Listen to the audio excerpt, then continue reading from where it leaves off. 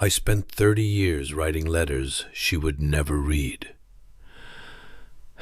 And in the silence, I finally discovered what love truly means. My name is Thomas Walker. I'm 67 years old, and for the last 30 years, I've been writing letters to someone who will probably never read them. Her name is Emily. If you've ever loved someone so completely that even thinking about losing them made your chest ache, you might understand part of this. But losing someone, and knowing that your own mistakes caused it, is a kind of pain that doesn't fit into words. I met Emily when we were both 21. I was working in a small bookstore in the city, stacking shelves and reading more than I sold. She wandered in one rainy afternoon, hair damp, coat dusted with droplets, and eyes that seemed to see straight through my carefully constructed walls. She laughed at my jokes, even the bad ones. She asked questions not just out of curiosity, but because she genuinely cared. And in those moments, I felt alive in ways I hadn't before. I felt home. And in those moments, I felt alive in ways I hadn't before. I felt home. We moved fast, maybe too fast, but love feels unstoppable in youth, and for a time, we were unstoppable together. Every evening was a new adventure, walking along the river, talking about books, planning trips we'd never take. She had a quiet strength about her, the kind that makes everyone around you feel safe. I, in contrast, was restless, eager, unsure. I liked to control situations, to push people away before they could hurt me. Yet Emily was patient. She stayed, even when my mood swung, even when I was distant, even when I failed to recognize the depth of her devotion. And then I broke it. I don't like revisiting the specifics. Some memories are sharp enough to cut the heart, but I'll say this. I made choices driven by pride and immaturity. I lied, I acted selfishly, and I hurt her in ways that can never be repaired. She trusted me, and I betrayed that trust. The last time I saw her, she didn't yell. She didn't cry. She didn't even ask me why. She just looked at me. And that look, a combination of disappointment, hurt, and sorrow, has haunted me every single day since. After she left, I told myself I didn't care. I threw myself into work, into distractions, into anything that could dull the ache. But at night, when silence fell, the truth pressed in relentlessly. I had destroyed something beautiful. I had hurt someone I loved beyond measure. I was left with nothing but the echo of my own mistakes. I started writing letters months later. At first I mailed them, thinking perhaps the act of reaching out could fix things. Each letter was messy. Apologies that fumbled over words, explanations that made excuses, promises I wasn't sure I could keep. I was desperate. Not just to communicate, but to prove to myself that I could acknowledge the gravity of my wrongdoing. Every envelope I sent was returned unopened. Each time, a part of me died a little. But still, I wrote, because writing was the only way I could confront the man I had been. Eventually, I stopped sending them. By the 10th year, I realized mailing them was pointless. She had moved on, probably had someone else who loved her in ways I could not. And yet, I kept writing. Every morning, in a notebook with a worn leather cover, I poured out thoughts, confessions, regrets, and memories. Writing became my therapy, my confession, my way of speaking to the universe when no one else would listen. The letters began as cries for forgiveness, but over time they became reflections, chronicles of growth, and ultimately, a lifeline to myself.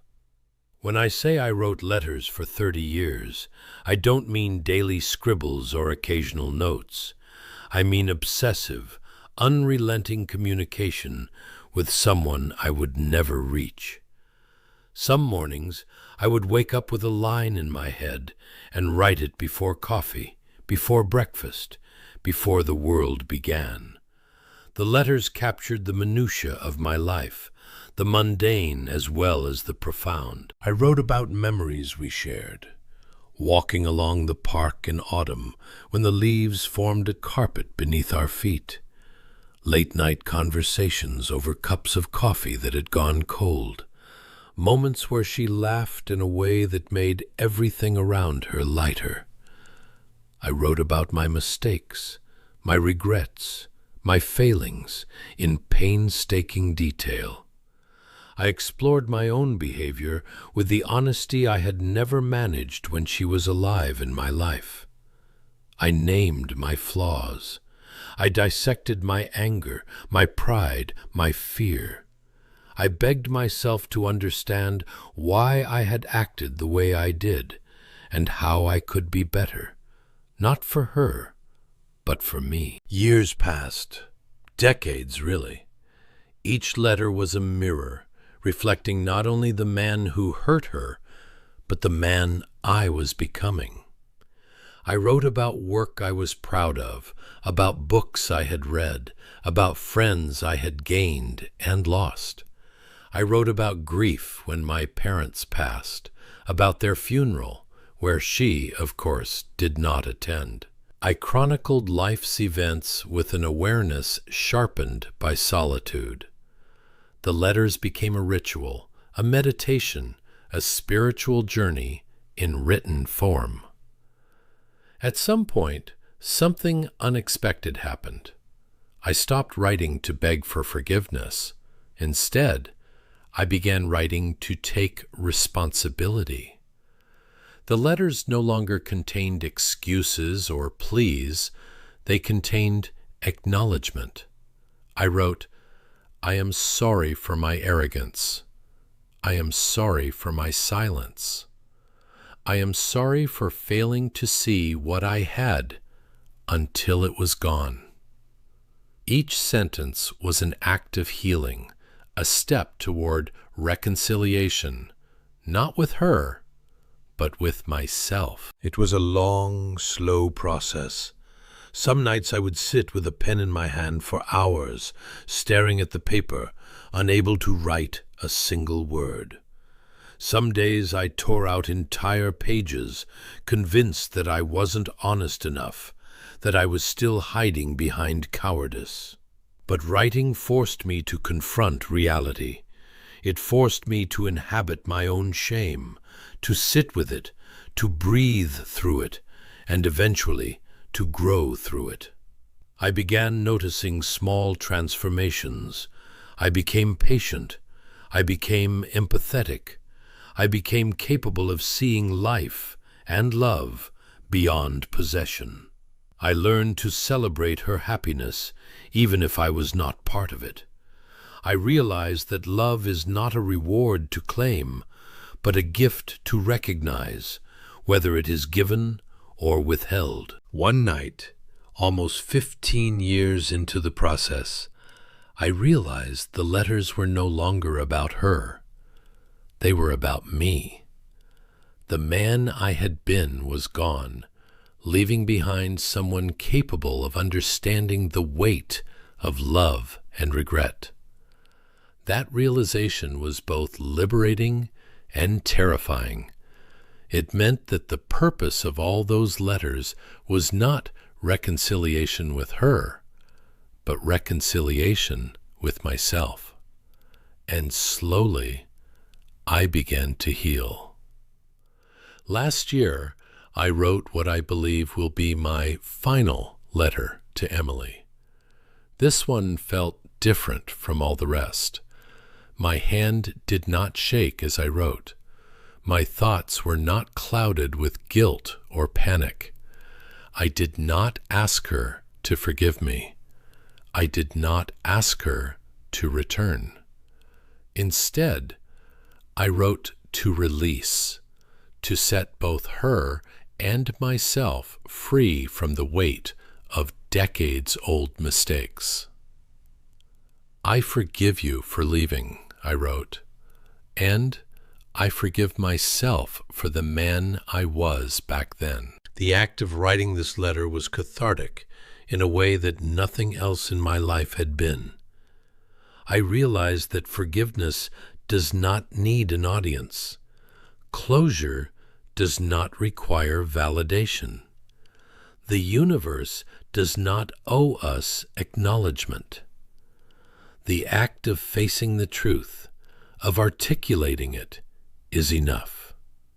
For 3 decades, I had imagined all the conversations I would have with her.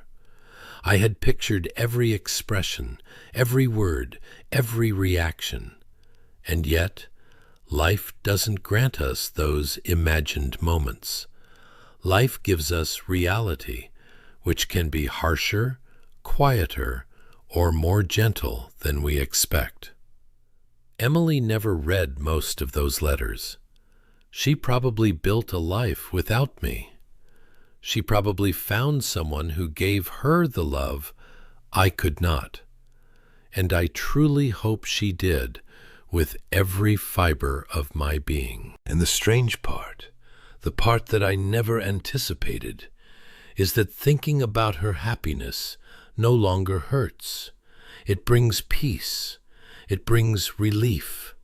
It brings a profound sense of gratitude that she existed in my life at all.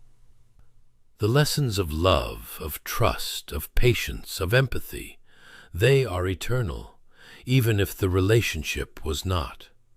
Love, I learned, isn't about possession. It isn't about control. It isn't about reciprocity. Love is impact. Love is memory. Love is growth. And the greatest love is the one that teaches you to become a better human, even if the other person is no longer part of your world. Writing those letters healed parts of me I didn't know were broken. They taught me accountability, humility, empathy, and patience. They reminded me that the past, no matter how painful, can become a teacher rather than a jailer. And they proved a truth I now carry in my bones. Love can still exist, even when the relationship is gone. If you are holding regret, if there is someone you need to speak to, even silently, know this: you don't need their response to begin healing. You don't need their forgiveness to transform. Sometimes the simple act of expressing your truth is enough. After 30 years of letters, I finally feel free. And in that freedom, I have discovered the most powerful form of love, the one that teaches us to forgive, to grow, and to cherish what remains in our hearts long after words have been spoken or left unsent.